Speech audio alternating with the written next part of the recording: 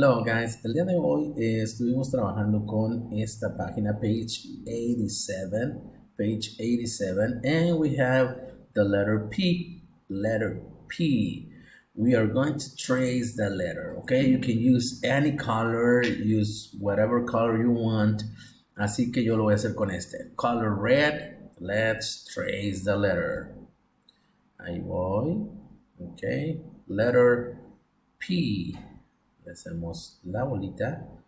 Ok, ustedes hagan lo mejor porque ya saben que el teacher con este lapicito como que no. Ok, there is the letter P. Now we have to match those pictures with the letter P. ¿Cuál de estas? ¿Cuál de estas debe de ir con la letra P? Letter P.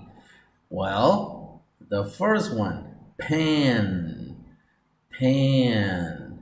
Este lleva esa letra. The letter P, pen. This one too. The color, purple. Yep, purple. Now look at that.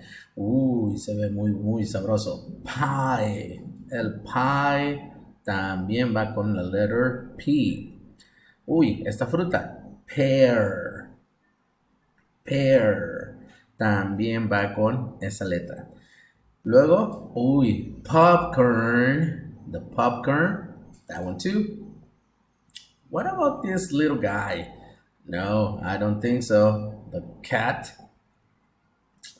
Nope, este no debe de ir con la letra P. Este inicia con la Z de cat.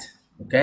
Entonces, estas son las que deben de ir con la letra P. Inician con esa letra, así que vamos a unirlas. Let's match the pictures with the letter P.